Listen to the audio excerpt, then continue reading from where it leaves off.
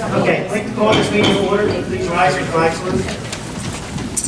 Pledge allegiance to the flag of the United States of America, to the republic for which it stands, one nation, under God, indivisible, with liberty and justice for all.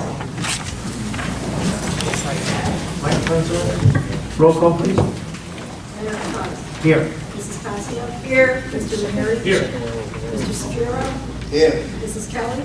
Here. Mr. Farrell. Here. Mr. Long will be on Zoom. Mr. Bayshore. Here. And Ms. Strelman. Here.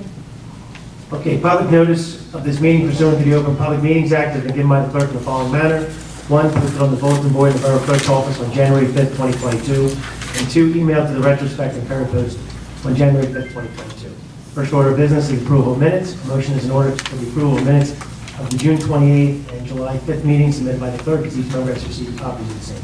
Is there a motion? I'll make a motion to approve the minutes. I'll second that motion. Motion by Ms. Passio, second by Ms. Kelly. All in favor? Aye. Aye. Minutes are approved. Reports. Okay, we have a report of the tax collector for the month of July. A total of $16,086.14 was collected on sewer rentals, and for taxes, $190,654.11 was collected. We have the report from the Emergency Fire Department and Emergency Medical Services.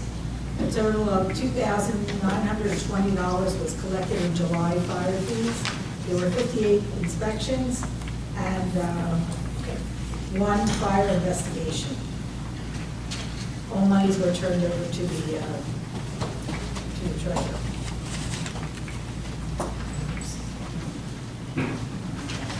I have the report of the treasurer for the period ending 7/31/22. The current account has $2,218,711.01. And we have the report of the registrar of vital statistics for the month of July. A total of $1,810 was collected for death copies, marriage copies, and no marriage license fees. In case anyone doesn't know that, Governor Murphy waived marriage license fees for a year. Don't know why. Time to get married. So we had how many marriages? We had 5 marriages, but no fees. Is that right or so? I don't know, for $28? It's a lot. I have the report of the Borough Clerk for the month of July. Total of $494.40 was collected for various licenses, and all monies were turned over to the treasurer. The report of the fire marshal for the month of July, a total of $11,004.06 was collected in fire fees. And there were 58 inspections. This is the same report as before. And I have an email from the construction department, a total of $11,984 was collected in COs and zoning permits. All monies were turned over to the treasurer. And that's it. Okay. Is there a motion to approve the reports as given? I'll make a motion to approve the reports as given. I'll second. Motion by Ms. Passio, second by Mr. Ranieri. All in favor? Aye. All right. Committee reports. Finance, Mr. Ranieri. Mayor, council, and everybody in the audience, good evening. I am going to mostly rely on the caucus report. I did just want to bring up, last night was amazing. I just want to thank everybody for doing such a great job. The chief, you yourself, mayor, council, green team, the Runnemede business, Chamber of Commerce, and it was just a fantastic time. As far as the finance goes, I'm going to let Shelley say a few words if she has anything. I just wanted to mention, I do believe that there's a lot on the agenda, but I do believe we got Mark to approve the bridges, or at least get started. That's a question I have for Mark when we get to the report. Maybe let me know. Can we purchase the equipment or the material we need? And you personally would have to go through shopping just to make sure. But as far as the engineering, you're okay with them? I can start, yeah, okay. As far as I'm concerned, I'm looking into it for building permits or not. Understood. I think we are requiring building permits, but that shouldn't be it. But the project could move forward. Yeah. Yeah, so I'm excited to hear about that, Yeah. and the rest of the progress. All right, thank you, John. Public safety, Ms. Keller. Thank you, Mayor. For the month of July, our police department was called 961 times for service. They issued 277 traffic summonses. There were 21 motor vehicle crashes. 52 arrests were made. Only 7 hours of overtime. Thank you, Chief. Bike patrol was out for 2 shifts, and that's one of my favorite operations. I just love bike patrol. And it was good to see them out last night at our wonderful night out. It was great. Okay, so police report, property maintenance. There were 27 complaints. Re-inspections were 19. CO inspections, 29. Re-inspections for CO, 6. No court summonses issued. That means all of these complaints are being resolved without going to court.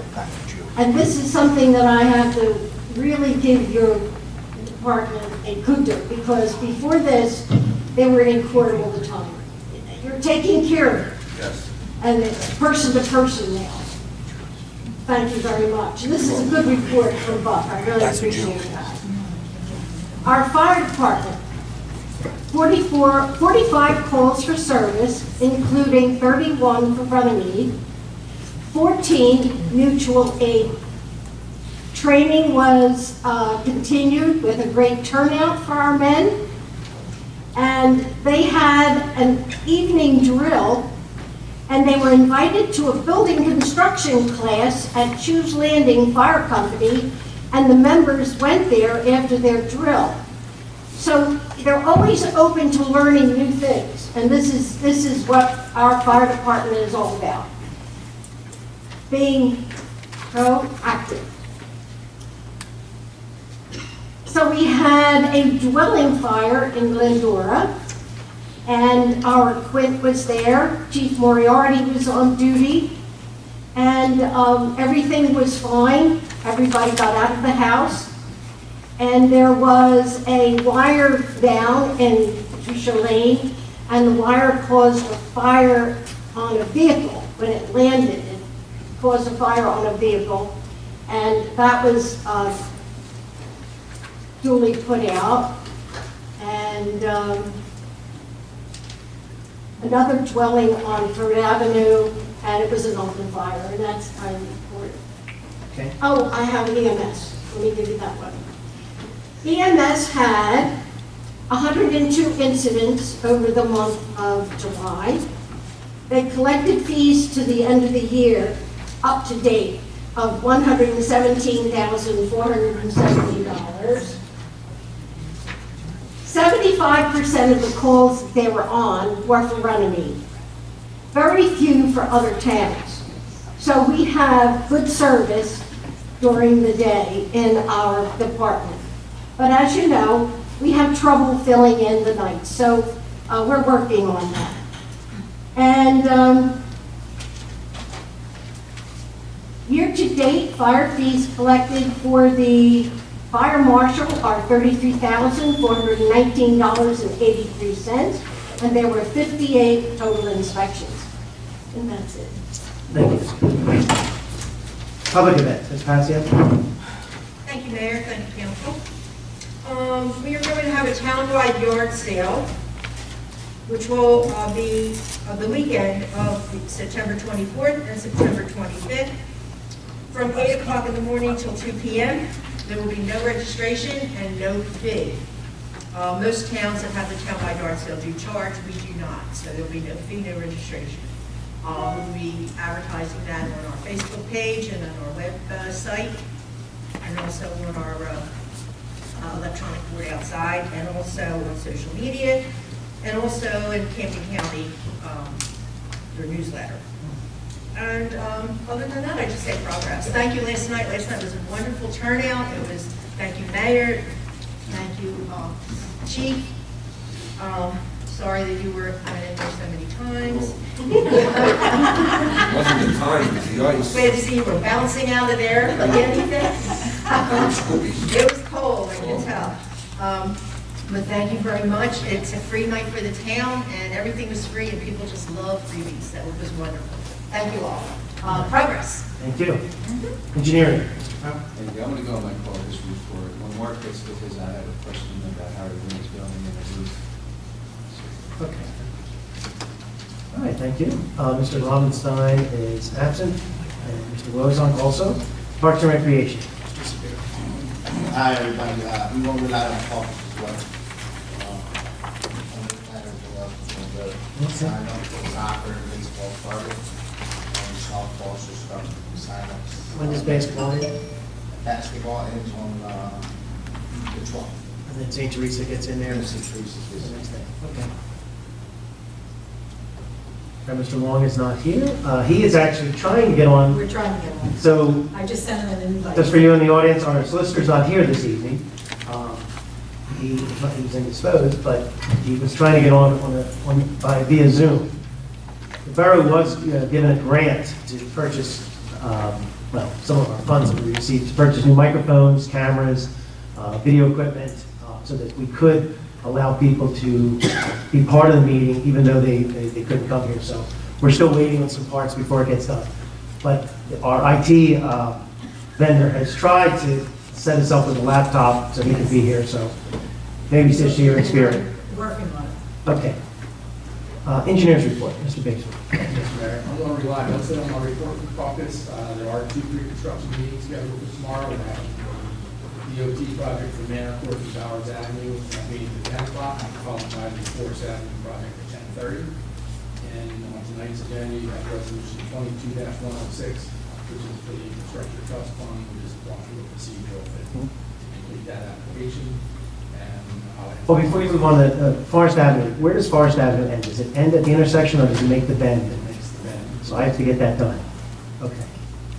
You mean, Go 75 feet past Stratford Ave. It goes past 75 feet past the intersection? Okay. So everyone doesn't, if everyone ever came down Forest Avenue and where the bend is, the borough has purchased a small amount of land from the property owner on the corner there to make the street the minimum width of 26 feet, not quite 26 feet. Trying to smooth out the curve. with that. Smooth out the curb and make it safer. The property owner has agreed, we just need to get the paperwork done and then the deed turned over to us, so thank you for letting me know, we gotta get it done fast. Yes. I'll wait till next time. Easy enough?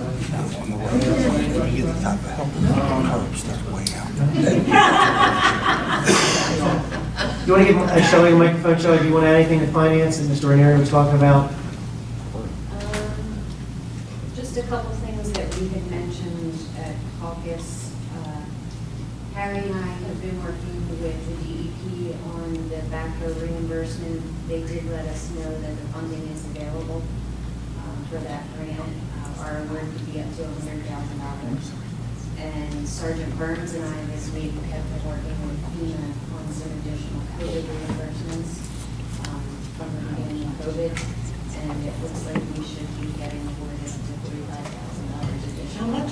45. 45, over what we just received. Did we just get at We 100,000? received $102,000. Right, right. Yeah. Good. For our COVID expenses. I think we're happy with that, believe me. Yes. Yeah. Thank you for your efforts. I Yeah, know it it's wasn't been a easy. long road. I know, it was a long road, and it wasn't easy. But Sergeant Burns has been an incredible help. Yes. He's done outstanding, so I would like to thank him above all. He has been very helpful with this. Very good. Anything else? Shelley. Thank you. Thank you. Chief, did you have anything other than, No, I'm good. you're in good shape Still now? Trying to fall out. You're fine? Other than that, I'm great. Thank you for last night, you really did a lot. That was great. Your department, everything. It's good to see everybody out there. Okay. Since we do have an audience, I don't know if everybody's read the agenda. Typically, we skip over this because there's nobody in the audience. But we have public comments on the agenda items. So we have resolutions coming up. And if you would like to speak at this time, I can open the meeting for the agenda items only. that are on the agenda. So since we have an audience, I'm going to say that this part of the meeting is open to agenda items only, which are resolutions 2299, and then the two ordinances that we are doing. So if anyone wishes to speak, come to the microphone, state your name and address.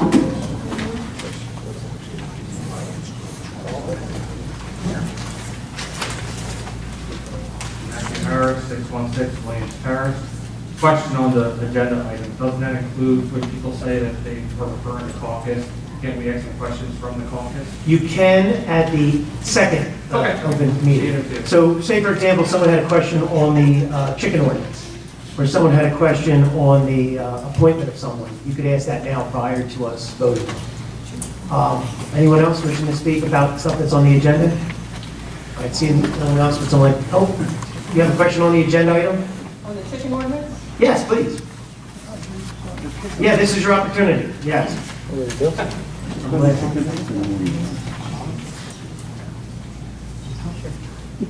Yeah, you get an opportunity before we vote on it.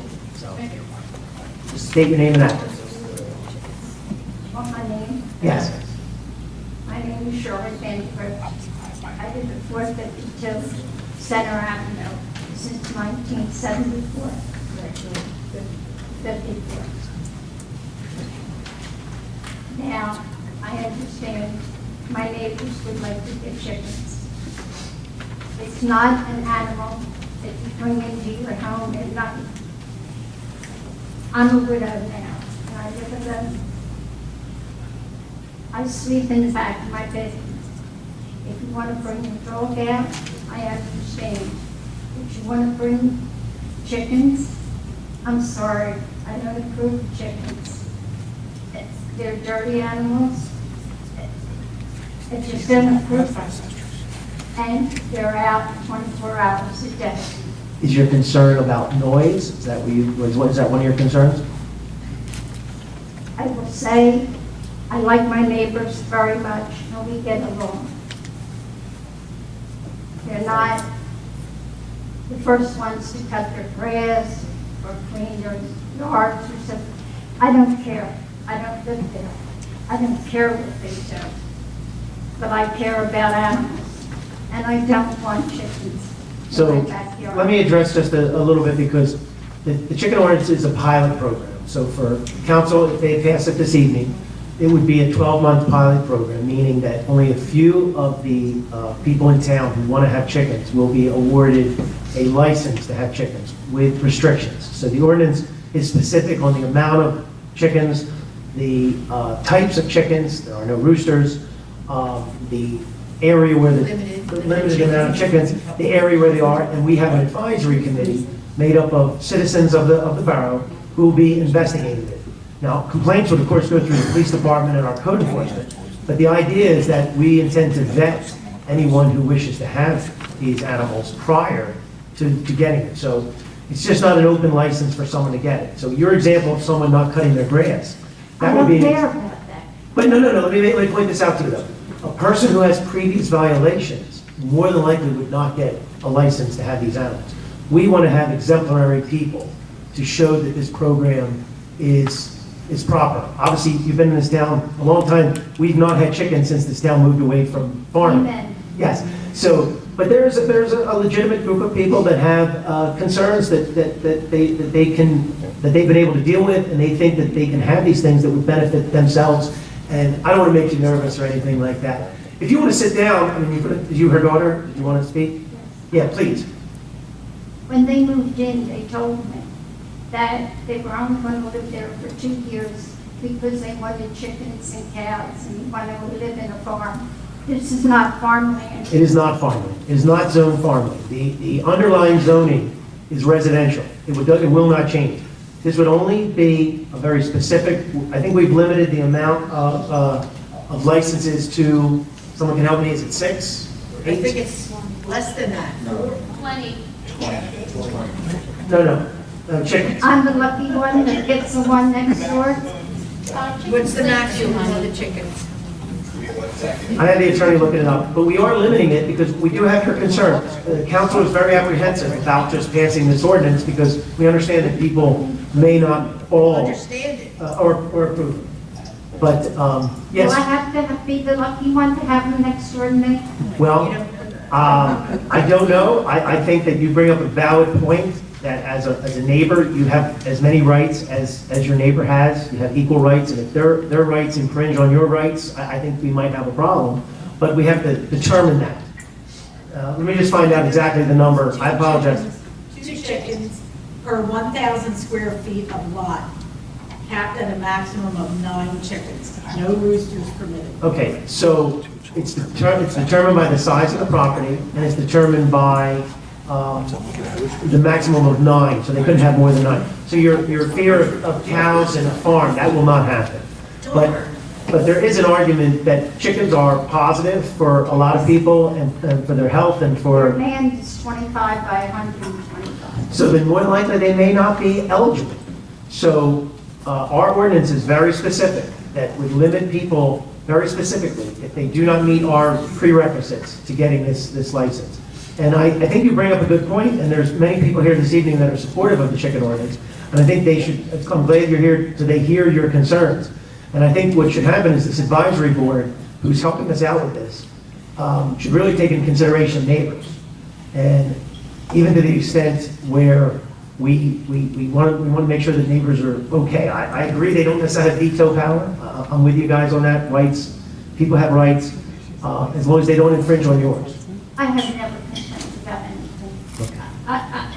I'm friends with all my neighbors, and I always have been, and nobody would ever say anything against me. Okay, well, after you sit down, I'm going to ask someone from our group, what was the address that you were concerned with? Is that appropriate for me to ask what address you're concerned with? Yes. Can you answer the question, the property you're concerned with getting chickens? Do you know their address? I'm 452. Okay, so that's good enough, 452. So I'm going to ask our advisory group if they know that these people are one of the people that we may be issuing or potentially issuing a license to have chickens. So do you have something else? I'm not complaining about That's fine. their neighbors. No, we don't want you to have any problems with your neighbors. I understand, it's our job. You don't bring them in your house at night. They're out there 24 hours. Can I step in 1 second? Sure, absolutely. Mayor, just to ease your mind, chickens, as soon as it becomes dark, goes inside. They're never outside ever. As soon as it starts to get dark, they go to their coop. They don't They stay go out. to sleep and they don't wake up and they make no noise. I That's don't why we don't have understand that they don't roosters. make any noise, but are you aware that they don't attract rats? Their feed does, as well as their eggs. Yes. I have a handout for them. Do you want to give your name and address too? I And- certainly will. Yeah, please. I'm Charlotte Van Park. Sit down. Yes. Okay? I have a handout that I would like to Please. give everyone in the council to have. Would you mind passing this to everyone? Is there an ordinance in town that protects? We do, we have an ordinance that limits a lot of things, and right now, chickens are prohibited. Okay. So this ordinance would be a pilot program for 1 year that would limit the amount of people that could have chickens if they meet a certain criteria, and that they're approved by a board of citizens who determine that they have the proper coop, they have the proper lot size, that they have no violations, those kind of items prior to having chickens. And if someone were to have a complaint, they would be given an opportunity to, remediate that complaint, or they could be, their chickens would be rescinded. Now, from what we understand, the county, a lot of communities in our county have moved in this direction, and it's been very popular and very positive. That I don't believe there's been a single revocation of a chicken. I'm not interested in other towns. Well, but I'm just saying you the example that we're using. We're looking to see if it failed somewhere else. Why would we do something that failed somewhere else? Well, if you're going to approve chickens, what if somebody wanted to have small pigs? That's not allowed. We would have to amend the ordinance, and it's a process. If you ask about the chicken ordinance, one of the women in the audience has come here for the past 7 or 8 years, and it took 8 years, about 7 to 8 years, to get this potentially approved. One thing could lead to another, so I mean, what I'm saying is, we're not a farming community. We are not a farming community. Right, so you're gonna start with a chicken, then maybe you're gonna have a duck, then maybe you're gonna have a small. But that's not the issue at hand. Okay, but I'm just saying, I think. That's not the issue at hand. The issue at hand is specific. Okay, who's going to monitor? The slippery slope on here, I think, is very broad. Thank you. the attorney wanted to make it clear that the slippery slope argument is not a It's full. valid. Okay, who's going to monitor how many chickens there are? Okay, And so- how often will it be monitored? Let me tell you how the process is going to happen. that they're here, so she can hear. What's that? No, let me speak. So let me just explain the process. If council does it this evening, they will do what's called a first reading of the ordinance. Okay. So the ordinance is not the law. It is just a first reading. It can be tabled, it cannot be approved. But by law, we have to introduce the ordinance. There's a 30-day period where the clerk will advertise the ordinance, and then there's a final public hearing, and then a vote on it. So there's a whole process to have this happen. So tonight's only the first step of that process, where we've introduced the ordinance, and I would ask you to read it, because we've solicited input from the residents, so that we know what to do with this ordinance. And so there's some changes that we've made, a lot of changes that we've made to this ordinance. Mr. Farrell's been very into this. Mrs. Kelly has been very skeptical of this. So let's be clear, this is not a monolithic group of people up here. They all have opinions and ideas in this. So what I'd ask you to do is, if you'd like, you can always come at the end of the meeting also, or if you'd like to come up after they speak. I'd like them to have at least an opportunity to maybe address the concerns. I thank you for your time, and I would appreciate it if you might look over what I just presented to you. Absolutely. Thank you. Would anyone else like to speak on the agenda items? I would actually ask someone from the chicken group to answer these questions that someone has raised.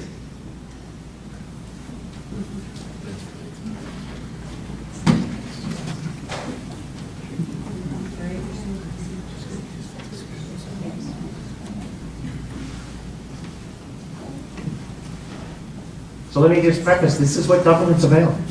Every idea is not a perfect idea. People are going to be on both sides of everything, as now you're aware of. That you came to these meetings, on one side, and now you're seeing another side to something. So please give your name and address. Samantha Singheiser, 456 Center Avenue. And Heather Farrell, 314 Shepherd Ave.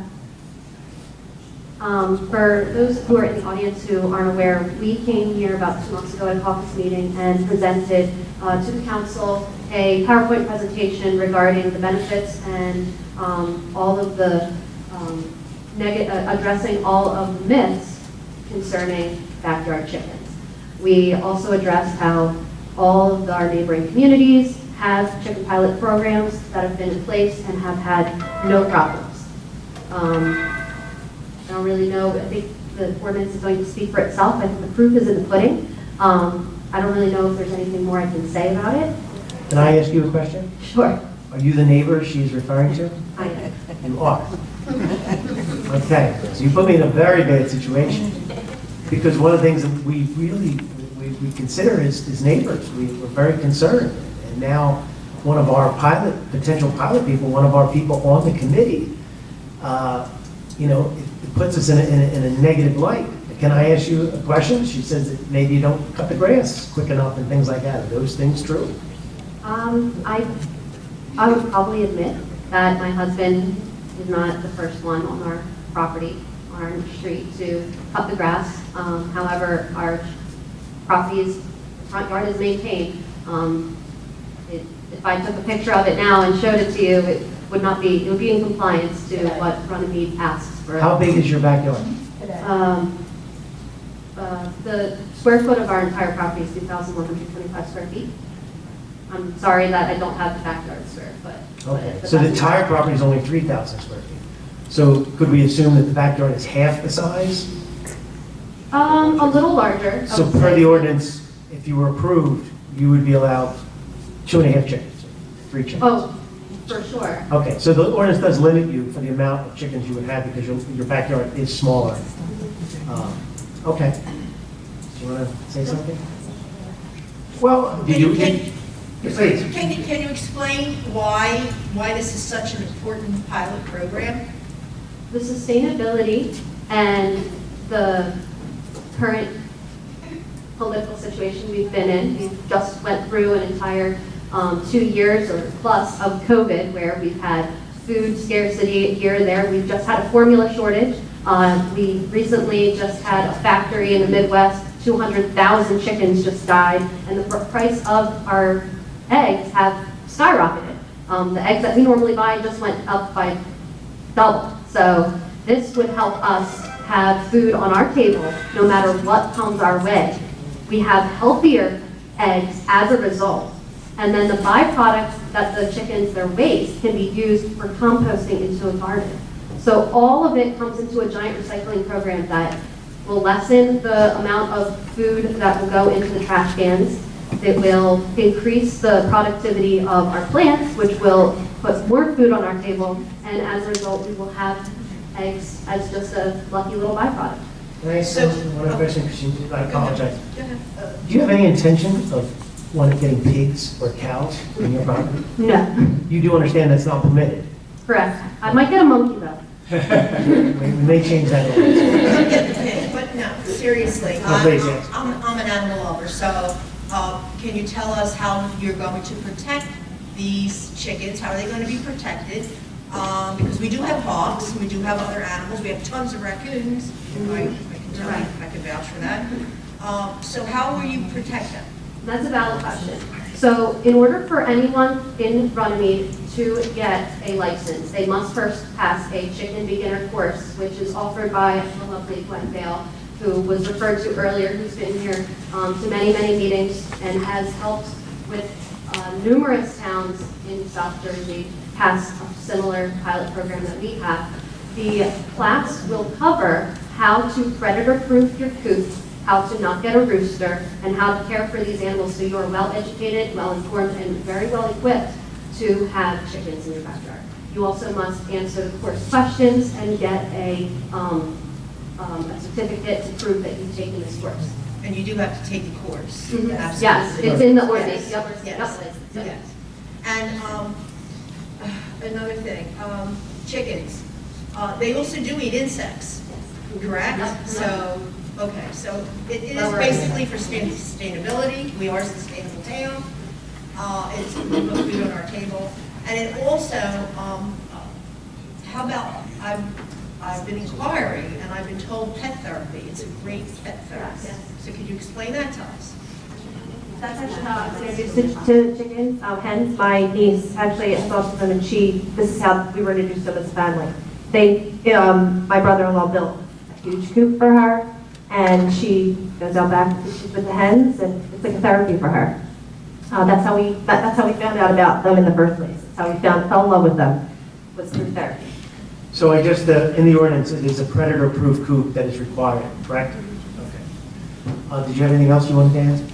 Or, Do you have any more questions? No, I think you've answered everything. I did read the ordinance. It is a good ordinance. And okay, thank you. Thank you so much. Does anyone want to speak on this some more, or?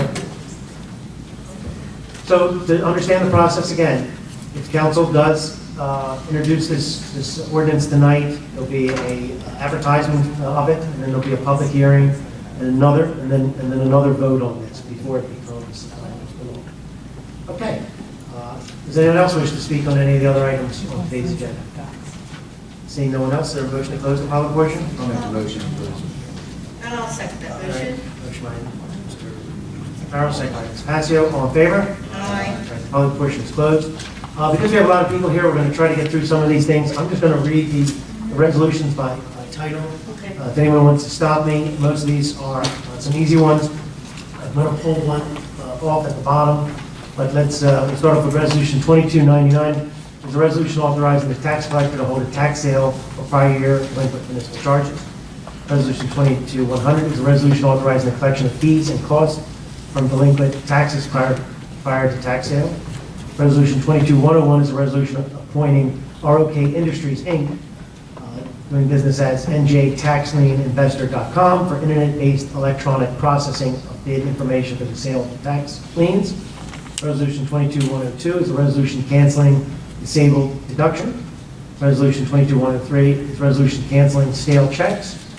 Resolution 22104, I'm going to stop at that one, because maybe we want to talk about that one. So let's just do motions from 2299 to 22103. Someone like to make a motion to approve those resolutions? I'll make a motion to approve the resolutions 22-99 through 22-103. I'll second that motion. All right, resolution by Mr. Ranieri, second by Ms. Passio. Roll call, please. Mrs. Passio? Yes. Farrell? Yes. Mrs. Kelly? Yes. Mr. Shapiro? Yes. And Mr. Ranieri? Yes. Five ayes. All right. I pulled out Resolution 22-105, it's a resolution, 22-104, is a resolution authorizing a 2022 salary increase to Beth Miller for the completion of her clerk certificate. For those of you in the audience, Ms. Miller is preparing herself to be our future borough clerk. Upon the potential retirement of Mrs. Pinto. Don't all clap at once, everyone. And that was the lawyer yelling at me. But congratulations on completion of your certificate. So she's been doing the work so that she'll be able to handle the job once it becomes available. And at this point, you're promoted to the deputy clerk, correct? You are the deputy clerk. Or you did that. The borough has not had a deputy clerk for 15 years, 16 years, a lot of years. So, would someone like to make a motion for this? I'll make a motion. I'll second that motion. Motion by Ms. Passio, second by Ms. Kelly. Any other discussion? Roll call, please. Mrs. Passio? Yes. Mrs. Kelly? Yes. Mr. Farrell? Yes. Mr. Shapiro? Yes. And Mr. Ranieri? Yes. Five ayes. All right, I'm going to group the next three together, if there's any objection. So, yes, Resolution 22-105 is a resolution authorizing property maintenance liens, that's grass cutting and such.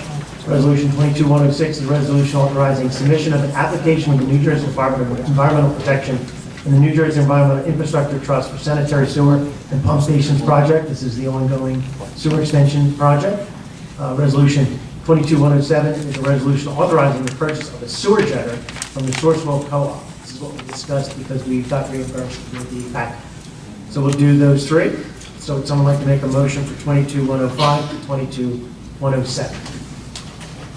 I'll make a motion to approve 22-105 through 22-107. Motion by Ms. Kelly, second by Mr. Shapiro. Any other discussion? Roll call, please. Mrs. Passio? Yes. Mrs. Kelly? Yes. Mr. Farrell? Yes. Mr. Shapiro? Yes. And Mr. Ranieri? Yes. Five ayes, one absent. All right, that resolution is adopted. I'm going to amend Resolution 22-108, if there's no objection. Resolution 22-108 is a resolution confirming 2022 appointments for the Borough. Public Works was Ryan O'Connor as a temporary laborer. But I want to add, and I know that everyone has been made aware, I want to add to Resolution 22-108, Brenton Smith as a full-time EMT. Hours, Brent, and then Y-N. It's okay. Brenton Smith. Could you spell it? B-R-E-N-T-Y-N. Last name Smith. As a full-time EMT. I'm going to put hours to be determined because we do have a contract, and I think there's some discussion to at least make it viable, and salary as outlined in contract. So I want to add that to this. I'll make a motion to approve and amend 22-108. Okay? Second. All right. Motion. I got you, Ms. Kelly. Motion by Mr. Ranieri, second by Mr. Farrell. Roll call, please. Mrs. Kelly? Yes. Mrs. Passio? Yes. Mr. Farrell? Yes. Mr. Shapiro? Yes. Mr. Ranieri? Yes. Five ayes, one absent. That resolution is adopted. All right, we have first reading of ordinance 2211 is an ordinance to amend the code for the Borough of Runnemede and the County of Camden. Do not block the box. This was requested to the borough from Wawa. So in Constitution, there will be a box painted in there where people will not be able to park. It went through the planning board, but it must be memorialized by council. Would someone like to make a motion? Make a motion to adopt on first reading. Pretty low public hearing to be held in the 6 days, September 2022, which is a smart idea. I'll second that motion. Motion by Mr. Farrell, second by Ms. Passio. Roll call, please. Mrs. Kelly? Yes.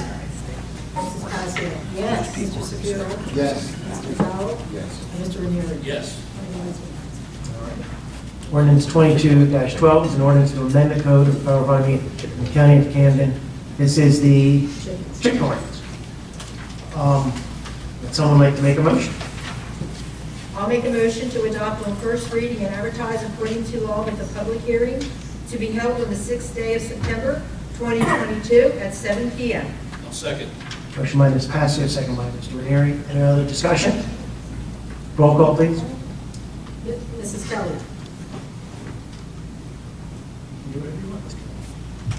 No. Mrs. Passio. Yes. Mr. Shapiro. Yes. Mr. Farrell. Yes. And Mr. Ranieri. Yes.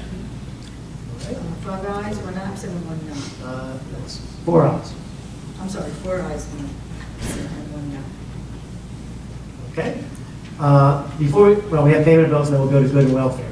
So payment of bills. Would someone like to make a motion to pay the monthly bills?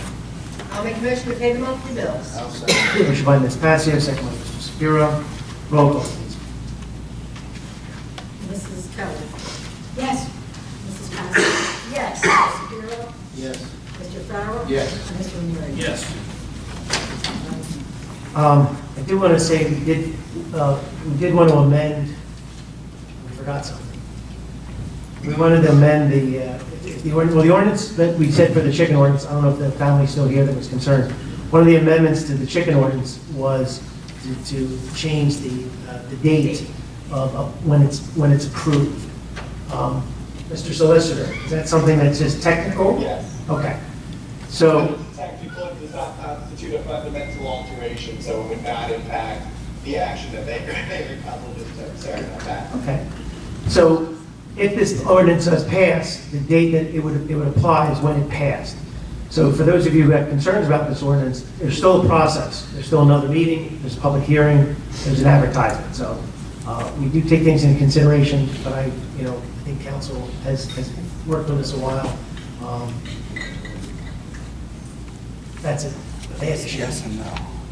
So it'll be on next month's agenda. Mayor? Yes. Explain to me what we're changing.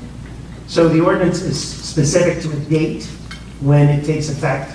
That date should be changed to when it is adopted. So if you go through the pages, it specifies a date. And instead of having a date, it should only be when and if it is adopted. Yeah, the pilot program would commence on the day that it is adopted as opposed to a date that I had set to provide some time for the advertisement. That makes sense as well. I'm with that I change. understand that, but there are provisions in here. They have to go to class, they have to get. Absolutely. We're only saying the law comes out. All those things trigger. So they can't have chicken. No, they would have to go through the whole process. We're only saying at that point, we could start the process. So that date might be October, that date might be December, whatever that date is. We're not stuck on the date. Hands out the license advisory board. So the clerk, Put it on the clerk, Are yes. you? Yes. yeah, so it has to go through the process. Does she have to ask for the Everything that's in the ordinance Yeah. must be you submitted. have to bring that to you, They okay? have to show proof that they went to the class. Right, okay, Yeah, so the certificate, good. photographs, Good.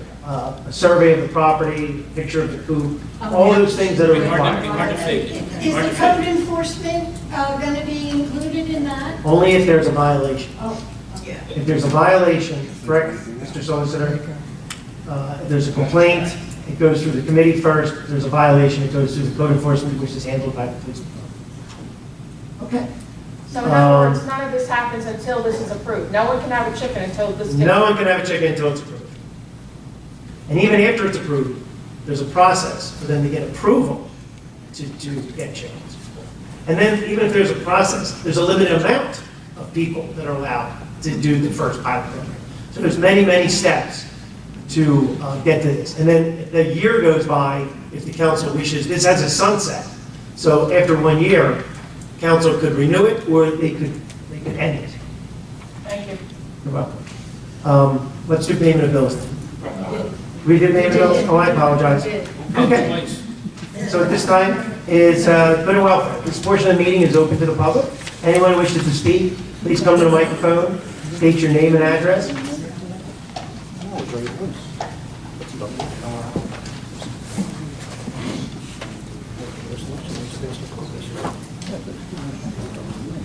Matthew Harris, 616 Williams Terrace.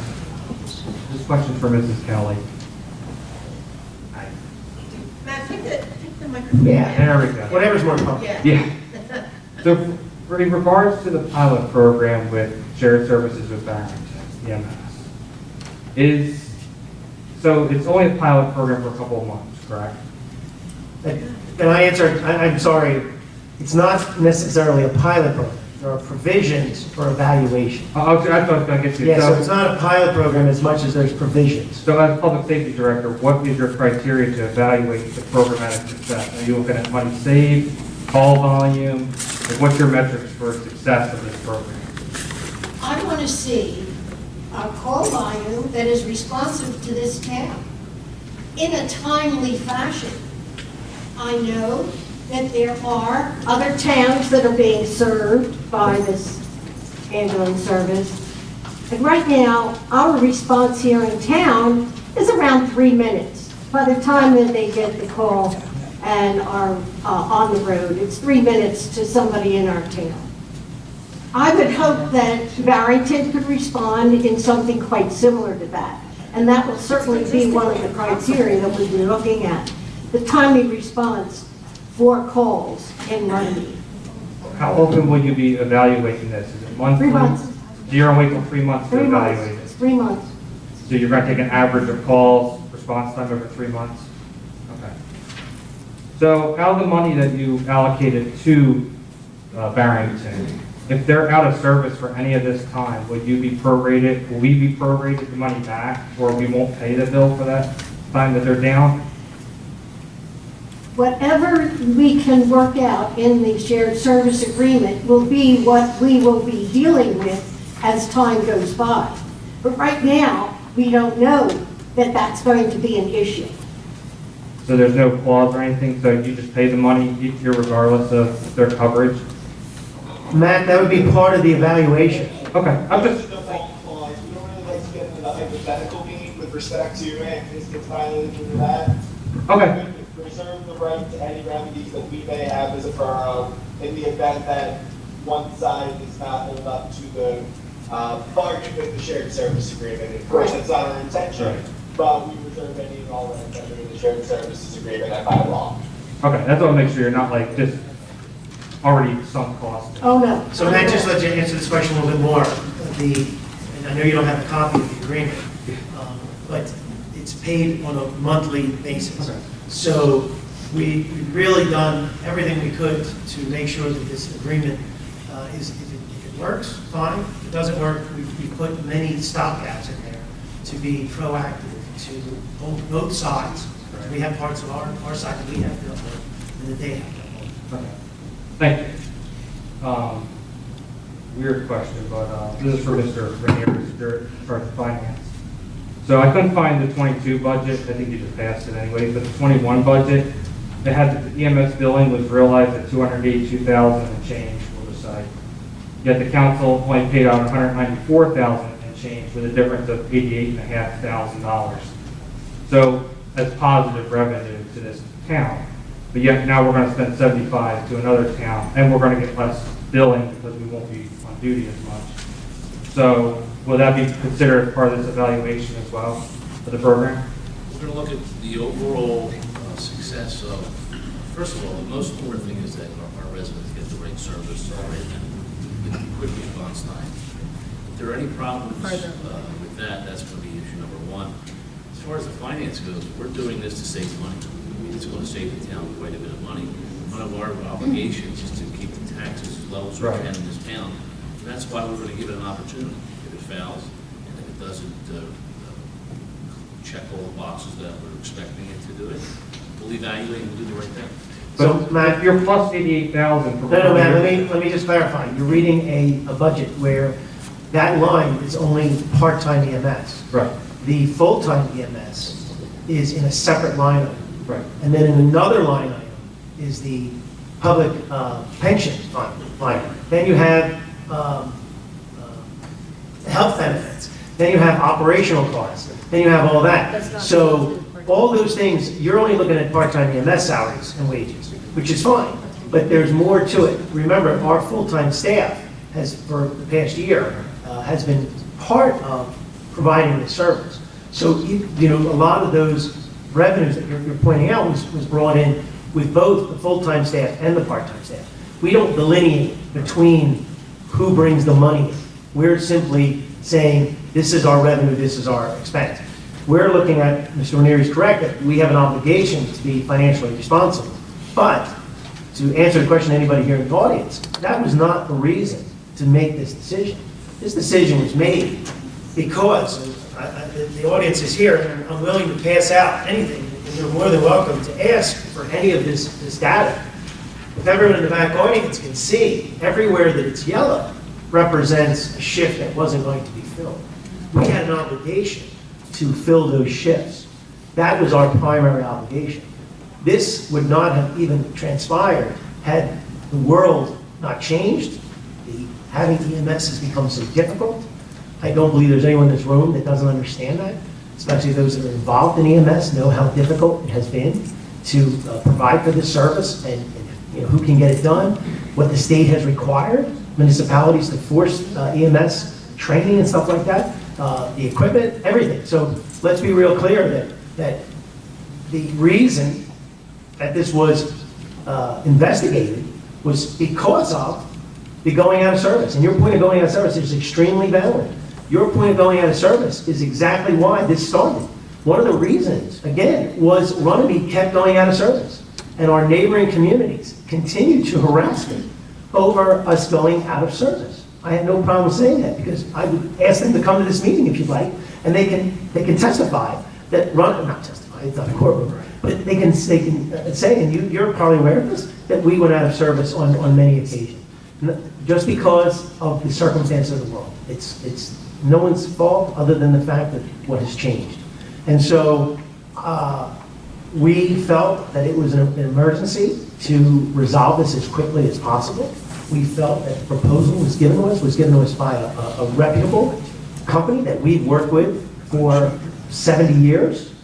I believe their first ambulance was a Runnemede ambulance that they are. We're in the Beaverbrook Alliance with Barrington.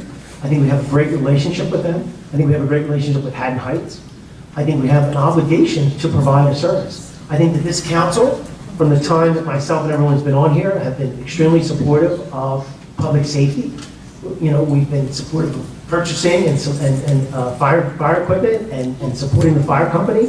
We've been supportive of EMS. We have new EMS vehicles that were purchased in the last decade and so since we've all been on council.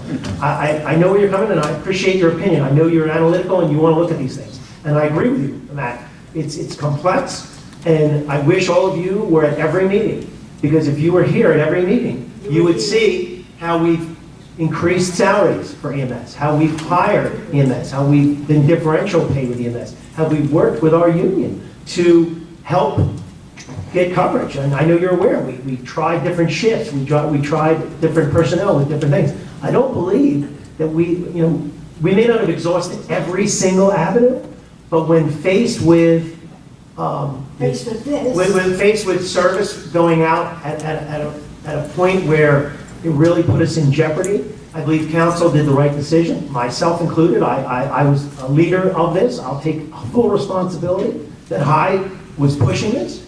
To everyone who doesn't know, I was on vacation when this started to transpire. When we started to lose employees, where we were having difficulties hiring employees, where we had difficulties following shifts, difficulties with sick leave, people taking sick and not working their shifts. And who's going to run this 168 hours? Our paid staff, full-time staff is only 45 hours in a week. And we try to spread it out, but if someone comes in and another person doesn't come in, you can't run the ambulance. Has to be two people. So I'm not telling you anything you don't know. And if you have more questions about the specifics, I have no problem with revealing, the schedule, salaries, expenses, anything that the department wants to know about how we analyze this and we worked on this. You can see how many of a revolving door that the Runnemede EMS has been a little bit with people coming and going. We wish everyone well. We feel that part of this process is to have full-time employees.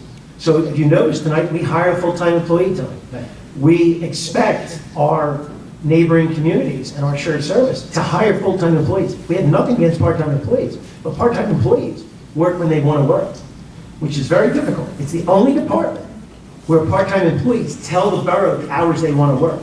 In every other department, in police, in public works, in finance, every department, the borough dictates when somebody works. Only in EMS does the EMS employee tell us when they're available. It is what it is. It is what it is. There's no way to do it. These people have full-time jobs, so we're trying to work with them. But it's very difficult when people have other obligations and then trying to help out the borough fund. And I think that we've had a lot of discussion about this. I think that the future is still fluid. There's no guarantees on anything. I think we're all aware of that, but we're doing the best we can to try to get something, at least provide the service to people. So the simple fact is, we will have service 24 hours a day, 7 days a week. We believe that the service that will be rendered from our full-time staff and our shared service agreement will be better than the service that we previously had. And we have data that supports that. Now, we need to give this 30 days, 60 days, 90 days to start to evaluate that. And I agree wholeheartedly that we have to evaluate it. But our past track record, everyone out there, you all worked for the borough. You know the times that the ambulance was out of service. That is unacceptable to me and this council to have out of service ambulance. And the only thing I could come up with, and the only thing council come up with, was sharing. Once again, we share trash with our neighbors. We share, at one time we shared our CFO with our neighbors. We share our public works superintendent with our neighbors. We share court with our neighbors. And these are mutual. We sometimes are on the receiving end, sometimes we're on the giving end. But we found that in a small community like ours, it is sometimes extremely difficult to have full-time quality employees. That's the only way to have this. Full-time quality employees where part-time employees is very difficult. Not to say that there were part-time employees that were excellent. I'm extremely disappointed in many of the full-time employees that worked for this borough for many, many years who are no longer helping us to do these jobs. It's upsetting to me, but it is what it is. We have no ability to keep people working for us. If they want to leave, that's their prerogative to go somewhere. We can't force anybody to come to work. So, anything else that you have? Matt, I appreciate you all. I know this is not easy, but one last thing, this is being for Mr. Long, and I'm just concerned with it. Mr. Long, this is for you. Yeah. So the part-time staff that were existing, they're not laid off, correct? They are not laid off. So what happens if they decide to leave? Do they get to take their sick time? Do they get paid out from the borough? No, part-time staff does not accumulate sick time. Yeah, full-time, we don't, the borough of Runnemede, just so everybody in the audience to understand. I'll answer this, Mr. Long, I know this by heart. So, the borough, prior to myself and anybody, the history of this borough does not pay for accumulated sick time. We have no mechanism to do that. People are entitled to use their sick time, they are able to utilize it, but they do not cash it in. We're not subject to the $15,000 cap that the state imposed because we had no mechanism to ever do that. So when employees leave us through retirement or resignation, their sick time either evaporates and things like that. There's no mechanism. The only reason I asked for Mr. Long is, what's the mitigation? Is there any risk management or risk mitigation for a class action lawsuit? Let's say, it's in the employee handbook, it's in the contract when they sign up, that they know ahead of time that if they leave, they won't work. In this case, they can't work, right, to use those sick hours because there's no shifts available. And say the 10 of them decide to have a class action lawsuit against the town, what's the borough's response or at least risk mitigation plan for that? You want to try that, Mom? Dan, I'm not really sure what you mean. Sick time's covered by law. I'm not really concerned with. If it's on someone's paycheck, it accrues on someone's pay stub. The clear policy that we have and the one you just recited by our mayor. I'm not really sure what answer you're looking for, Matt, but. Real quick, Mr. Long. So on someone's pay stub, it says sick time and it has hours accrued. So that's what I'm saying, if they feel, let's say there's no shifts to actually call out sick on to use it, utilize it, you said that's the only mechanism. Yeah. Is it, what happens if, I mean, I'll consider So it Matt, you bring up a successful. great point, and I appreciate it. We will do our due diligence to look at that. I believe our borough policy does not allow for the payment of sick time. Does allow for the carryover of sick time, but you must have continued operation. So your point of the fact that the part-time staff has not been laid off, so that time has not gone away at this point. Because, let's be clear, I'll be honest, I didn't talk to anybody from the council tonight, but I was speaking to some of the leadership of our departments, and we have been approached by the EMS coordinators for the county and things like that. And one of the concerns is that we have to make sure that we provide enough service to cover the workload. And I promised them, and I might have said to other members of council, we'll evaluate if we do need to put additional manpower on. So I would rather not say we're getting rid of anybody, because if we find that we need a power shift, or if we need to sprinkle, one thing that the full-time staff always did was they utilized part-time staff to fill in the gaps. And it's something that we don't really want to take off the table. The gentleman that we hired full-time tonight was a part-timer that we wanted to keep on as full-time. He went through the interview process along with a couple others, and we want to do that. So I don't believe we want to end any kind of relationship with anybody. I would say that your point, we're going to look at it, but I believe, worried about the back. I believe that our policy says that there's no mechanism to pay it out. That's the first thing. And secondly, I don't believe the state allows us to do that. If you saw recently, many municipalities got in trouble for paying more than was allowed by state law. There was a nice article, not a nice article, there was an article in the Asbury Park Press, which is always looking at municipalities, and was pointing out the state comptroller was passed down a lot of judgments that towns were misappropriating sick time payouts. Sick time, to everyone in the audience, I'm going to give you my personal opinion. Sick time is for being sick. It is to help people to, get through a sickness.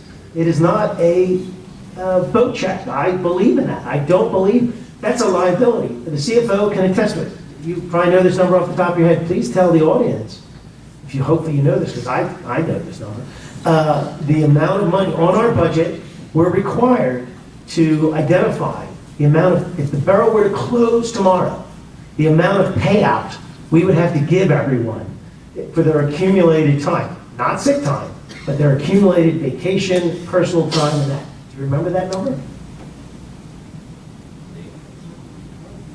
That number is about $700,000.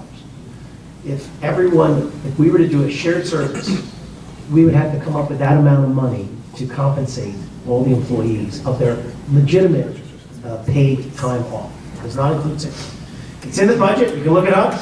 It's about 3/4 of the way in. It's a liability. It shows up as a liability on the borough's balance sheet. So we take it very seriously. We put a limited amount of money every year in the budget to pay people who have accumulated time. We have people retire, and they're entitled to the legitimate paid time off that they have. They didn't use their vacation time, if they didn't use some of their personal time. Comp time is a big one. Comp time is a big one in the police department. For those of you in the audience, the chief will back me up. Comp time is no longer accrual. We negotiated that out of the contract. So every officer and every employee that particular contract, their comp time was frozen, and it's use it or lose it. Can you reiterate that, chief, to everyone in the audience? Yeah. So the chief does a very good job making it clear to all employees that if they accumulate that time, it must be used in the current year, unless the chief signs off and says there was a emergent situation where he denied them the time off, and then they're allowed to take it in the subsequent year, also with limitations. I don't mean to berate this, guys, but please don't think that I do my homework. I work very hard at this job. I am constantly looking at every detail of this stuff. I'm not saying I'm right. I'm only giving you the facts. I'm giving you information. I don't even have the right to vote. As you can see, we have opinions up here, and they differ greatly, and things take time to get passed. So, is there anything else, Matt? No, thank you for your time. Thank you, Matt. Thanks, Matt. Would anyone else wish to speak? Please. We'll have to come to the microphone because I do have a big mouth. You have to come to the microphone to be recorded. You have to give your name and address, even though I know who you are. Yeah, I know who you are too. Yes. My name is Lois Hadley, 1103 Sunset Drive in Summerdale. I'm former EMT with Runnemede Fire EMS. My one question is, the part-time employees, after they are out of the pension system, those who are in the pension system for so long, they are dropped. Yes. I know this firsthand because when I was out on medical, the pension dropped me. Beth fought for me because I was out on medical. They said, nope, she hasn't paid into it, she's gone. What happens if the pension drops them because they're not paying into it and they can't get back in? It's a good question. So, once again, we've not done anything to eliminate anybody who's currently on our status as a part-time employee. We've not purged our roles, we've not done anything. Your point about how long before the pension board makes a determination that that person is no longer in it, we have no control over that. We have no ability to tell the pension board what they can or cannot do when it comes to an applicant. So I would say that our evaluation process, our analysis of this thing going forward will determine what employees may or may not come back to help us and do things like that. I would say that we're trying to make a decision that encompasses everything. Once again, public safety is number one. We appreciate everybody who works for us, absolutely. You know that, we've tried to make this work. We've raised our salaries because we were told that we weren't paying enough. We've tried to do many things to make it easier for people to work in this firm, but it's difficult. We don't have enough employees. You know we don't have employees. You were one that put a lot of hours in, and we don't have you. We don't have a lot of people to put the hours in like they used to. You bring up a valid point, but I don't know when the pension board will make their determination. But my question is, if you keep them off the payroll and do not pay them, someone has to find out from the pension board how long before they're dropped out of the pension system. Because if they come back working and the pension system won't let them back in, that's not fair to them, because you did it to them. So we had many employees resign from their job. We have many employees that don't take hours. We have many employees that are constantly coming and going. Is this a one-way street? I mean, is there any obligation to the employees who left us? I mean, I understand your point about that this may affect these people adversely, but what about the adverse effect that the Borough of Runnemede and the citizens of Runnemede have when the employees don't come to work? Well, I'm not talking about those employees. I'm talking about the ones who are still. But we look at everything. Still here. We look at everything. What is your suggestion? I don't know, but someone should have checked with the pension system to say if we don't pay them for a month, 2 months, or they dropped out of the pension system, and if we take them back, do you let them back into the pension system? Because Beth fought for me, and they told me, no, she hasn't paid into it, she's gone. Yeah, typically if there's a break in service. It just depends on the person's tier, depends on the pension system, depends on whether or not they're in the pension, in another place of employment. There's a lot of factors. There's many variables. Many of our employees work in other jobs. Now, your point that all these pensions get cobbled together, I'm quite aware of that. Especially those employees that have been long-standing employees. The reason you're right, they stay on is because it keeps building their pension up. We appreciate that. We understand that. Ms. Kelly it was very hard on her and all the members of council to make decisions that affect people's lives. But we have 8,400 people. We have 3,200 houses and properties that we have to look at. I hear you. I know these decisions are tough, but when I broached this to council, I made it clear that this is what we're supposed to do. We have to make tough decisions. These are tough decisions that are not 100% popular, but we try to get them as close to, consensus that everyone's happy with it. I would say your point though is if they leave us and go work in another department, it's a break in service. That's what your point is. If they leave us and work somewhere else, it's a break in service. Is that correct? No. Oh, it's not? No. So if the employees leave us and go work somewhere else? They are not working any longer because you decided to go with Barrington. Yes. So they're not getting paid. They're not getting paid, they're not paying into the pension system. After so long, when will the pension system drop them from the pension? That's their decision. They're not going anywhere else. That's their decision. That's the pension board. We're not charged with pensions. All we do is get a bill. Once a year we get a bill, we send it. Ms. Miller has always given as much information, worked countless hours for people's pensions. They question everything. They question every raise. They question every stipend. They fight to not give employees the full amount that we submit.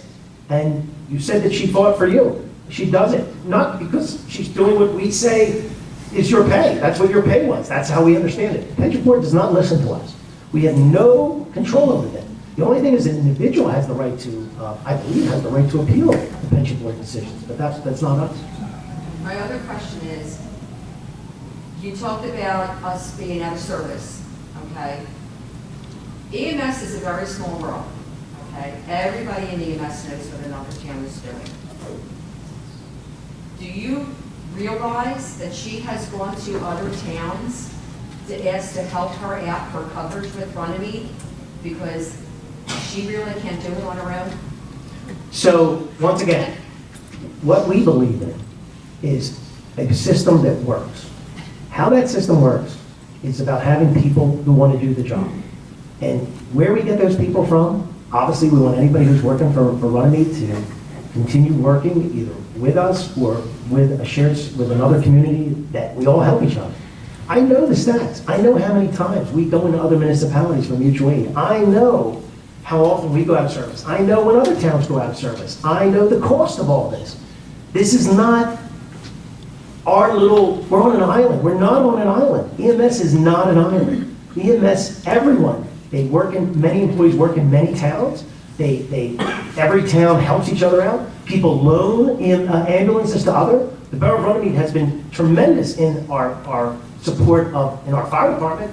We have an extra fire truck that we loan other towns. There's nothing wrong with helping each other out and working with each other. I think the attitude of being just territorial is wrong. I think we're supposed to work with each other and help our neighbors out so that we do it. Because there might be a time where we need that help. And when we need that help, that's when we need our neighbors.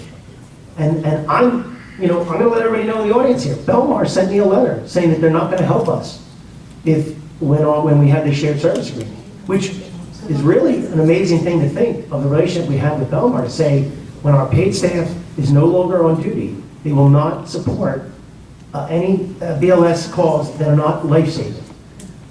You know what my response was? That Runnemede will continue to honor our mutual aid agreement because I think it's more important to help our neighbors when they need it than when they don't. When we were out of service, Lois, it was our neighbors who covered those calls and vice versa. When they were out of service, we helped them. So the idea is we should help each other out and we should accomplish this service. I don't agree with this idea that we shouldn't be part of it. I know the employees do it. Employees work in many different departments. We don't sit there and tell them they can't work in another town and help that other town.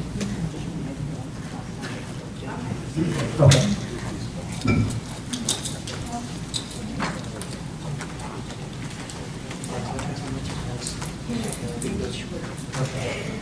Hello, those are Monday night, Easter, so I have a question for all of you.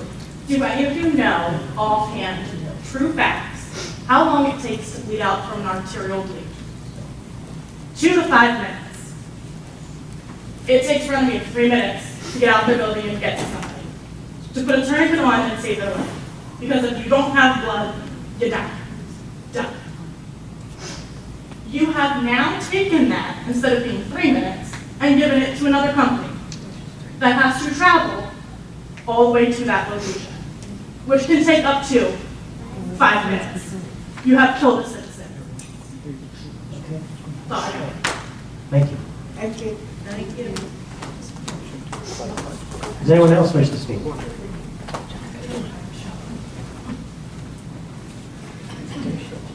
Oh, sorry. I'm going to be quick. Yes, that's okay. Take your time. How you doing, Mr. Mayor? Yes. Council. John Farland, I'm not more up here to complain about anything. I think we've done that enough, but I just wanted to clarify a couple of things that were being said. Lois is saying not everybody's involved in the pension. There's only about 3 of us that are part-time that are still involved in the pension. 2010 is, I believe, when they changed it to eliminate part-timers from being in the pension system. So this only affects maybe 3 of us. Me being one, I had 3.5 years to go before I'd be able to start looking. So whatever happens, happens. I can't do anything about that. But I just want to clarify that about the pensions. That doesn't affect everyone. Well, I appreciate you being honest and telling this, because I was unaware of it. Yeah, I think it was when Governor Christie came in, shortly after that. I knew the law changed, but I wasn't aware that you were grandfathered in. Yeah, anybody that was in before that was grandfathered in. I think it's me, I think it's Mark Harris, Tom Buscio, that may be about it, anybody else. It's one of the reasons you guys were one of the most loyal people working for the EMS. The other thing I just wanted to talk to what Matt Harris said, and I understand, he had the numbers correct with the part-time salary at 184. One thing he would have to add to that, the firefighter EMT was on a separate line, so that brought it up to just over 200,000. The receipts were 270, 280, somewhere around there. And to mention that the full-time staff, the benefits, the pension, well, that's in there regardless. Whether we have part-time staff or not, that's in there. That line item is there. We don't affect that much. But the one thing to realize that $270,000 to $280,000 that was collected in 2021, roughly 34% of the calls, EMS calls, were daytime, 65% at nighttime. The one thing you got to realize is you're saving that $200,000 in salary, but 65% of $280,000, you're losing about $184,000 in revenue coming in. So it's not just, you're not just saving $200,000, you're getting $184,000 less in revenue coming in also. So the only thing I'll just clarify is you're going, so this particular year, the report that Ms. Kelly gave is the revenue is off about $80,000, $70,000 or $80,000 this year. And I think that's a direct cause of not having enough, maybe not enough nighttime and evening hours, so that the revenue was down. I think she reported that the revenue was about $113,000 for the first 7 months of the year. So if you were to add that out, I think that only makes us bring in about $200,000 this year in revenue. It is. Okay, So that was one of the facts. I mean, I understand, your point is, there's a financial aspect to it, which I agree, which we have to consider, but there's the aspect of the service. I understand, but one of the big pushing points is we're saving $200,000, this is a It's an issue. $200,000 a year savings. It is an issue. It really isn't a $200,000 a year savings. That's the truth of the matter in that aspect of it. Well, we'll find out what it is, Right. because we committed to making the service, to provide the service. So what we did this evening is we just spent money to hire a full-time EMT. So you're right, some of that money now will not be saved because we're bringing another person on. We've talked about the idea that we may have to be supportive of a power shift or some additional personnel. We've talked about that. So it's not about just the money. It is absolute, something we have to take into consideration, but the service is the number one. But the big push is always, we're saving money, we're saving money. Well, we have an obligation. That can't be the top one because that $200,000 is year that we're saving. Like I said to everyone, it would not have been an issue had this dramatic change, and you're aware of it, you're more than aware. I made the schedule. Yeah, you make the schedule. I think this is your schedule. Yeah, nobody's, Yeah, this is your schedule. I can't lie, Yeah. If I tell you any different, I'm lying. Yeah, no, I appreciate it. But, and I mean, the other fact, and like we had mentioned at the caucus, we had just recently made a change with the chief being involved. And we just felt there wasn't time for a lot of dust. Yeah, I understand. Like the deputy chief had mentioned, a lot of this was already budgeted out for the year. We did have a minimum of 3 people that were ready to come on board, that had quit jobs elsewhere. I don't know why they did that first, but that's a mistake they made. And obviously I can't really talk about it in this forum, but we also know why we lost 5 other people. Yeah, we don't want to talk. Like I said, that's something that we can't talk in this forum, but. No, like I said, obvious. we felt that it was important that we had to make the service, we had to provide the service. Right. Everything else is on the outside fringes. Right. It's part of it, but the service was most important. And we've been fighting you, right? You've been helping. You were part of trying to fix the issue. Right. And had we had more time, maybe things would have changed. But I think circumstances put us in a very bad situation, that we had to do something as quickly as possible. I just wanted to clarify. No, I appreciate it. So thank you. Thanks, John. Anyone else wishing to speak? You want to?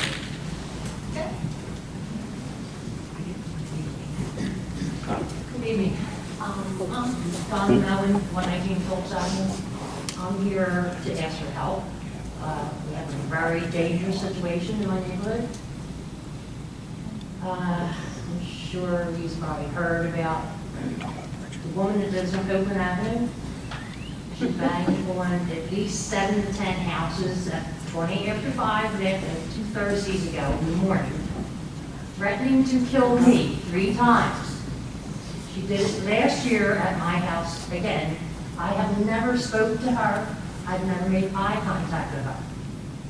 She runs around the neighborhood, barefoot naked, up to 6-year-old kids going like this. She charged across the street naked. The cops picked her up twice in one day. Within 3 hours, she was back naked again, charging over to the house again. She's on her hands and knees barking at my dog, telling her pit bull to attack. I don't know how she's still walking around, and she stabbed her husband in the back in the front yard, and she went and cut the Chief Daley's face in his own station, and she's still walking the street. And people are saying, she's harmless, she's all talking. She's not harmless. No. You don't stab 2 people when you're harmless, and you don't run around naked all week. I'm gonna let the chief, if you want to take a little bit, and maybe our solicitor can help out. And I agree. I'll sell my house. I understand, it's it's awful situation for your neighborhood, and you especially. I didn't realize it was your Chief, you want to at least say something, and I'll ask the solicitor. If you want to stop in and see me tomorrow, I know I was away when that happened, but I was told that she was charged with murder and sent to. And she was climbing in her window 3 hours later. She gets out in 3 hours. She was sent, but then they released her. You know, one of the arguments that the police department has made it very clear, and all police departments in the state have been complaining about the process that has changed the bail, the bail process. But I can't understand how come someone on drugs and has mental problems can do all this. If I tried to do this, I'd be in jail. Yeah, I mean, I would say that you want to take a little bit, and the only thing is filing the complaint. The bail reform system we refer to, really, unless it's a violent crime that they're arrested for at that point, the police department, Chief Zampolsky and I have had many conversations about this, don't have the discretion. They have to be ROR. I'm not familiar with your particular situation. It sounds absolutely horrible. And I think the chief offered to meet this resident, and I think that's a good idea, but a lot of it is a product of the system that is not in terms of any discretionary function of the police department, and especially not mayor and council. So, but she's still allowed to file a complaint, correct? 100%. I would encourage that. So, I mean, if the neighborhood, and that's, okay, but I think to maybe make it have more validity would have, if you're saying there were 7 houses, I was aware of a couple, I would say that all the neighbors should at least, get together and maybe file a complaint. That might give us more validity, because it's going to go in front of a judge in some process. But they signed complaints against her and went to court before with her, and nothing.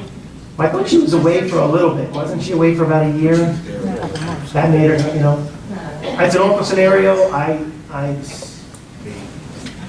Is that really 6 months? Yeah. So, but my thing was, she's on probation. She's got 3 years on probation, right? Like I said, if you want to come tomorrow, I'll explain to you about it. And I would at least, if you don't mind, maybe be the leader of the community or the group, and maybe. But I mean, to file the complaints and maybe see if we can do something. I mean, the only thing we have on our side is, as for council, is any kind of public, the code enforcement types of things, stuff like that we could maybe enforce. But those would be more monetary stuff that we could do if she was breaking those kind of rules. She just needs to be. She needs help. Yeah. My 6-year-old grandson, every time we go out, he says, Grandma, is this crazy lady going to be out there? Is she going to hurt me? He's worrying about her hurting me. I will say my officers do what they're supposed to do. Yes, they Go do. by the letter of the law, and then the step beyond where that afterwards. And then you said you saw her a few hours later. They did the first step, they did the second step, but then we can't control after the second step. I know, I do the Chiefs Police Association meetings all the time. And they're all saying the same thing with these kind of scenarios where we, they're released. I've been here following you. Do anything? The new law is very difficult. Mr. Long is also a prosecutor. It's a situation. I came up, got the papers signed and things, and I had to read all and The more complaints you have, the more you put in writing, the more you help yourself. So I wouldn't say you can't do anything. Do we have an arm tied behind our back? Absolutely. Our bail reform. We do what the police department does. But the more complaints that get issued and the more detail and specificity that they have, the better off you will be and the more leeway that you and your neighbors will give the police department to do what it needs to do. And I've had officers tell me, don't waste your time. That shouldn't be, that should not be the response. If someone threatens you, you need to file a I'll let you know complaint. as the chief of police, any of them neighbors, my door's always open, come see me, and I'll help them with whatever's needed. That's coming from me. My door's always open. What she did with the kid, a 6-year-old and 13-year-old kid sitting there, and she ran up twice in one day. Did the mother, did she file a complaint about that? Well, she was supposed to come here today, but she just got. Well, let's do the formal complaint process that we can submit to the prosecutor's office. They're all welcome to follow. Yeah, we can start, because everyone knows, going to court is a very difficult thing, so we keep dragging people into court, that sometimes. Not to file, don't waste time filing a complaint. Nobody should have said that. You have to drug to court on time, and you don't go read off the right. Well, you may have to show up to court to explain what happened. You have to testify. I sent you the video. I saw it. I know you did, Well, I wanted to find out what it was, because I was like, wow. Well, I have 3 other dogs, so that's how it works. Well, they have to come in and check. Well, we all need to file complaints, we need to show up in court. That's really what's gonna have to happen. Okay, so what do you have to look up online, all the codes and the numbers? Just come and see me. Whatever time you want. Thank you. All right. Thank you. Sorry. All right, anyone else wishing to speak? Mr. Brooks? You know what? I don't know. It could be a surprise. I've been doing this for 10 years. It could be a surprise. 10 Brook, 11 First Avenue. What's the chances for me to get my curb or is it improvement fault this year? So, it's not. So we did have an agreement with Lambert, who was paving Highland Avenue, and he rescinded on it because he wouldn't accept. Remember, we were gonna, remember he was the property he went out and measured at the end of Hirsch, where we were putting a curb and a driveway. We tried to get. Marandino, I'm sorry, not Lambert. I'm not gonna, I apologize to Mr. Lambert. Mr. Marandino. We could only pay them the unit cost contract. And we had an agreement, and then he, No. well, we had it. We had unit cost in the contract. He couldn't do it for that time. Yeah, he refused to do it for the amount of money that was on our contract, because he didn't have to accept it. So what that did for us, that was where the funds were that we could use it. It's something, I promise you, it's on our radar screen. We tried recently to add your curb with some other work. What was the other job that we tried to add it with? Missing sidewalk. There was a missing sidewalk. Was there, by the school, wasn't there one by the school? Third First Avenue, Third First Avenue doesn't have sidewalk. Yeah, well, the engineer ran around and the committee ran around and found missing curbs and sidewalks, and we tried to combine them all together to try to make it a project.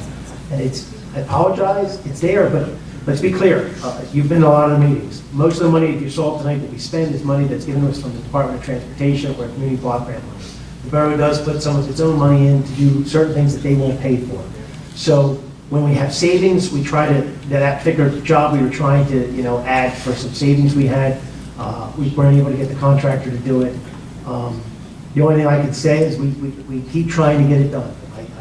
Like you said, you wanted to put a concrete. I asked you this for a laptop, but they did around the corner. Well, the policy of the borough is not to put asphalt curbing. We try to put stuff that's going to last a very long time, and that's pretty much our policy.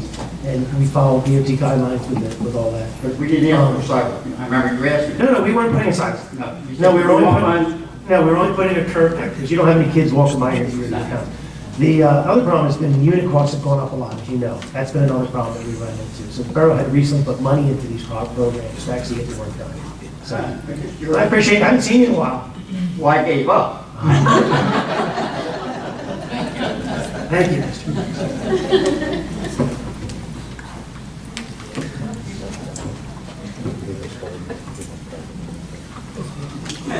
I am Zachary Taylor. I was a part-time EMT, or I guess I still am a part-time EMT. That's what I'm trying to ask about.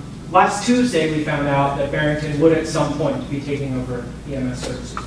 And then last Thursday, we found out they were taking over on Sunday. My question, kind of, about 20 minutes ago, I learned that we all still have jobs. We're all still technically employed, we want to off. Two questions. When were we going to be informed of that, and what's the plan moving forward, and what is expected of us in that position? Okay, so I'm under the impression that you got a full-time job in another community. Is that true? I had a full-time job and left it. Oh. Yes. To come to Runnemede? Well, not to come to Runnemede. I have a sick mother that I'm taking care of on top of taking care of my. You don't have to get by that. Yeah. Well, I'm just under the impression that you had a full-time job in the fire services and the EMS. No, my full-time job is not. Okay, so what we're doing is, it's all very fluid right now. Let's be really clear. Council did an emergency action. We basically have pretty much paused what we're doing. No, I understand all of that. So when the time comes, if for some reason, and what I was just told by Lois, I don't think it's prudent on us to send you a letter and terminate your employment. There are some employees right now that are in the pension system and things like that. So there may be an opportunity where we may need your assistance or some of the other employees' assistance to cover some of this. We're very aware that this may not work. Or may have to evolve, or may have to change. Sure. So when were we going to be informed that that was going to be necessary, right? Because there's at least 14 people, well 13 because congrats Brent just got a job. There's 13 people back there who up until 20 minutes ago thought they had lost their jobs. Yeah, I think that should not have been sent to you guys now. But let's be clear, until council votes on something, it doesn't happen. So that meeting that we had, there was no notifying anybody, because council might have voted no. The chicken ordinance might not have been passed tonight. These resolutions might not have been passed. So until it's done, and then I have to sign it. Until it's signed, it's not done. So at this point, when that meeting we had last Tuesday, we're still in the process of this. You gotta remember, it has to be ratified by other municipalities. We have contracts that have to all be put together. The only thing the council did at this point was to agree to this provision, but we have the other parties, everybody has to come together. It's a done deal because they took over, but it's still fluid, if you can accept that. I apologize that. I guess what I'm asking is, what is being asked of us moving forward? I think, okay, that's a great question. So what I would say is, I'm under the impression that part-time EMTs kind of give the borough their schedule and when they can work and things like that. So at this point, we're not asking for your schedule at this time. So that's my answer. My answer is, where normally at the beginning of a month, we ask everybody, when do you want to work? And their names are on here. Is your name on this list for August? Yes. Okay, so you know that you gave your name and put it in there. So at this point, we are not moving forward with that. Now granted, council normally doesn't talk to the part-time employees. There's a chain of command, there's leadership in this department. So if the leadership in the department and us did a poor job of communicating what was going on, I was kind of under the impression as soon as we passed the resolution that night, everybody in the world knew what was going on, or at least started to spin it in different ways. But at this point, I think you're very clear now. You've heard it right from us. You're still on our books. You're not off our books until we send you a letter. And if we need you, we're going to ask you to come back. And there's no timetable for when that letter might come? There's no timetable. Okay. All right, so, thank you. You're welcome.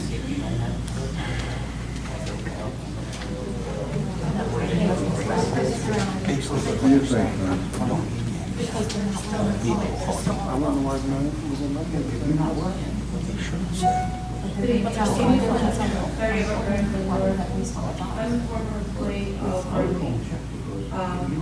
One thing I just want to say is, the way you're saying that we are not staffing, they are not staffing, that may be the case.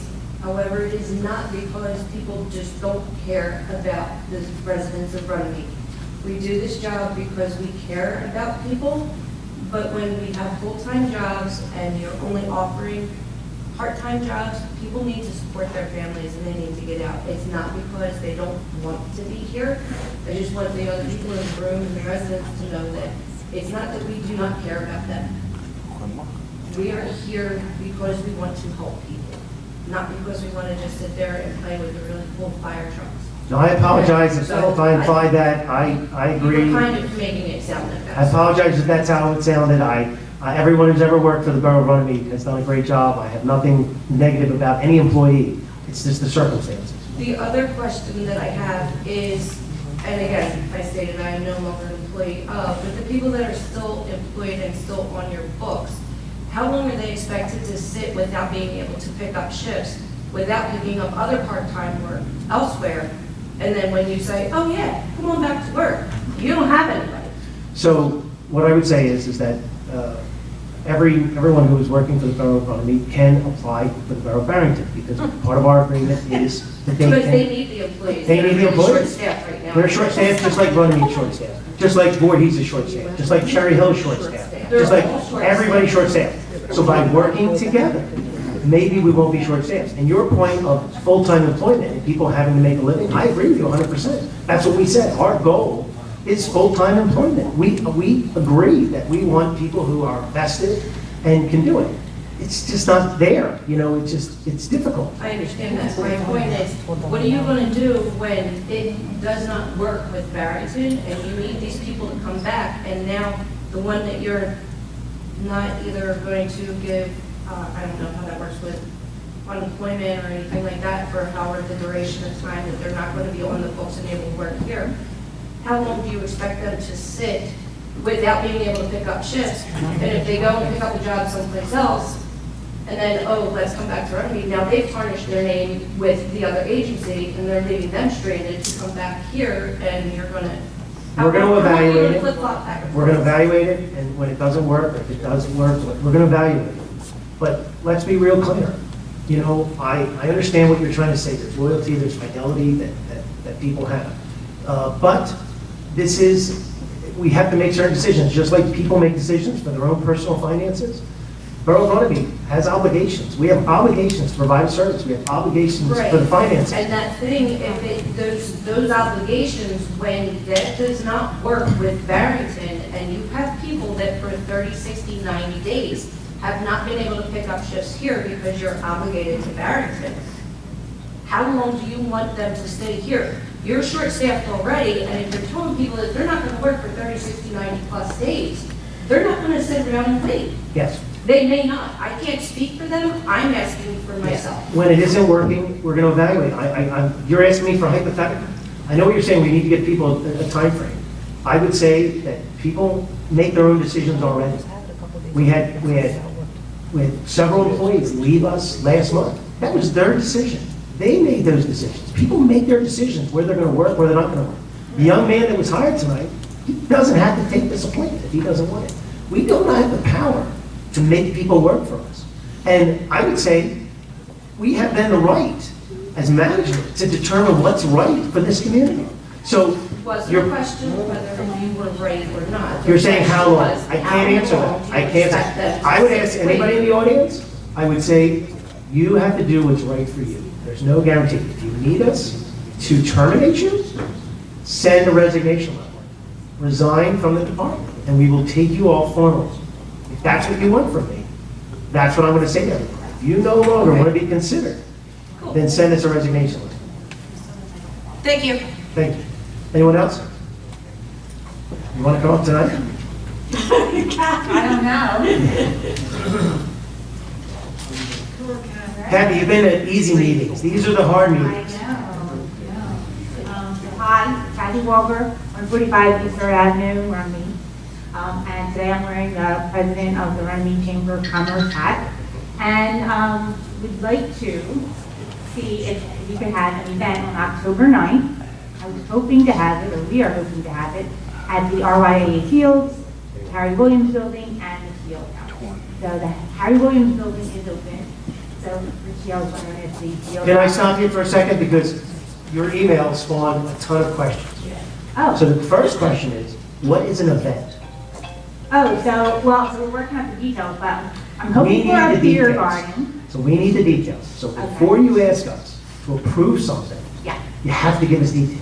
Okay. you've got to tell us, you gave us a preliminary date. Yeah. But you're saying you want two buildings, the fields. What is your intention? So the intent, Don't answer it right now. I need you to think about it, because you need to be specific, because what I got was a lot of pushback of who's going to do all the different things that would entail the buildings and all those kind of aspects of it. So if your event is a beer garden, yes. do you intend to get the license? Are you aware of having the license? If it's going to be a beer garden, how are you going to have a beer garden and then also use the field house and then also use the fields? We need a little more specifics about this. So I would say that it's got to be a little bit tighter plan. I think that everyone is supportive for an event, but let's be clear on the event.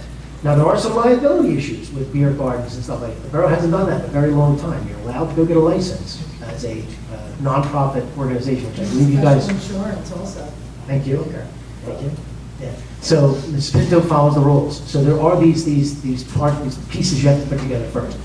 I always want to say, and I'm very supportive of anything that you want to do, as long as it follows the rules, as long as it's, subject to the approval of council, that the building's not being used, fields, are not being used, that there's not issues with those kinds of things. But you want to take a really big bite at one time. You're talking about real large areas, and what are you going to put there, and what's going to happen? So you do, like I told you before when we met, you need to come up here and you need to tell us exactly what your plans are. I mean, putting a tent up, because there's rules for tents. So you're going to have a Ferris wheel, there's rules for that. But once again, we don't know, because you're only saying event. So I guess I was thinking backwards, because I was thinking if the space is available and the date is available, then I can plan the rest of it. And you don't have ideas, but I didn't want to go out and get all this stuff. Okay. It wasn't even available, so what's the point of moving towards the Correct. The Harry Williams bid is available for the night, so we could block that off, because we do work with St. Teresa's and the RY for that. Soccer fields are a tough ones. Soccer fields or baseball fields? Baseball. Baseball. But I could be, Well, the RY field, she's talking about the fields behind the RY, the major league field, not the Babe Ruth field. The Babe Ruth field or Where the National Night Out was? yes. Oh, that's the big one. But we could do a smaller one, because I was thinking maybe we could do a movie I don't night have a too. schedule for fall ball yet. Okay. But if there's something going on in the event after, if you doctor eyes, cross your T's. We could block it off. Maybe we can block it off. But I'm not gonna block off anything now. No, I'll give you more It's details. not too hard to block off anything. So it's possible, if I give you a set plan, that it would be Yes, it's very possible. possible. Okay. And then how about the field house? Is that possible if I give you a set plan? Yeah, it's possible. Okay. Yeah, because so I- the different organizations do use the field house for weekly practice. We can block that off. Awesome. So I have a meeting with Mike Elizabeth on Friday, so we're gonna talk. And, Keep Ms. Passio. I will, we had the best meeting. I was so happy to talk to you. Well, good. So helpful. I tried my best, Patty. You gave me so much information, I wrote it all down. Thank you, I so, Well, she's done it a lot, so putting all these things together is always, yeah. the chief will tell you, he got done twice before a ball even got thrown. He'll never let that happen again. So you have to learn all these things the hard way. I told him we should have had two officers protecting him. But I was so hot, I was so hot. Okay, so I will finalize and send to everyone the details, okay? And then I have to do some fundraising too, so that's part of it, as my mind is like, okay, I need money for all this stuff. Yes. Okay, thank you. Thank you. Keep me in the loop. Will do. Okay, Kevin. Anyone else wish to come up and speak? Seeing no one else, is there a motion to close the public? I'll make that motion. And I'll second that motion. Motion by Ms. Kelly, second by Ms. Passio. All in favor? Aye. Okay. Motion to adjourn. I'll make a motion to adjourn this meeting. Motion by Ms. Passio, second by Mr. Farrell. All in favor? Aye. You're adjourned at 8:44.